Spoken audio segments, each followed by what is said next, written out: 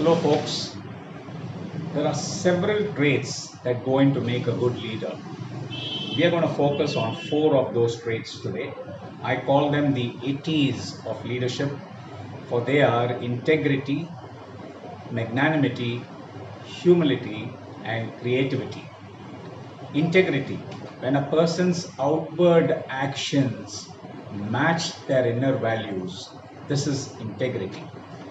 Honest dealings, controlled emotions, predictable reactions, and absence of tantrums and harsh outbursts. This makes up for a leader with integrity. Leaders with integrity are more approachable. Number two, magnanimity. It is very important to be a magnanimous leader. A magnanimous leader always spreads the credit for success while taking the blame of failure. I must tell you the story of Satish Dhawan and Abdul Kalam here. Satish Dhawan was Abdul Kalam's boss in the late 70s in the ISRO. And during the late 70s and 79, there were several projects of rocket launch on the anvil. And the project leader was Abdul Kalam, and his boss was Satish Dhawan. And there was this rocket that Abdul Kalam wanted to launch in July 1979.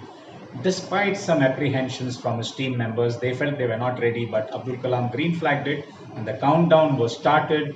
The rocket was launched only to nosedive immediately after into the Bay of Bengal. It was a super flop.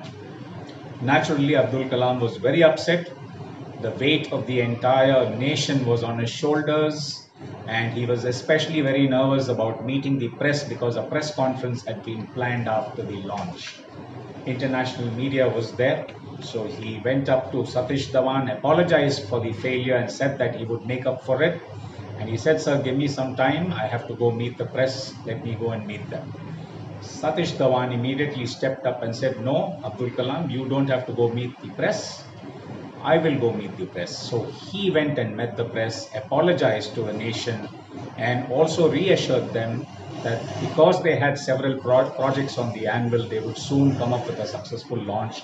And within a month, in August 1979, again under the stewardship of Abdul Kalam, the first rocket was successfully launched into space by India. And this time, Abdul Kalam was brimming with joy. He ran to Satish Dhawan and told him, "Sir, let's go and meet the press." Satish Dhawan immediately told him, "Listen, this is your baby, this is your success, you go and meet the press." So this is a hallmark of a really great leader. He steps up and takes the blame, but allows his team to bask in the glory of success. So to be a magnanimous leader, remember, you have to take the blame, but spread the fame. Humility. Humility is very, very important, especially in India, because we have this rampant VVIP culture. People place their celebrities and their leaders on a pedestal and worship them as if they are God.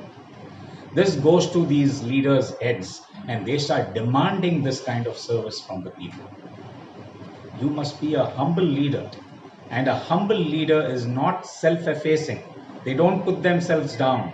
Instead, they elevate everybody onto a pedestal. So be a humble leader if you want to really have faithful and loyal followers and a loyal team. And finally, we have creativity. Creativity is the ability to think out of the box. Creativity is the ability to handle crisis with a fresh approach. Creativity is the ability to blaze new trails that others will follow upon. To be a creative leader, you must step out of your comfort zone, and you must be prepared to break routine at times, for these actually foment creative thinking. But don't for a moment assume it's always the leader's job to be creative. No. The junior most member of the team can be a very creative person. And a great leader should recognize this creativity in every single person in their team, and they should adopt this creative solution for progress.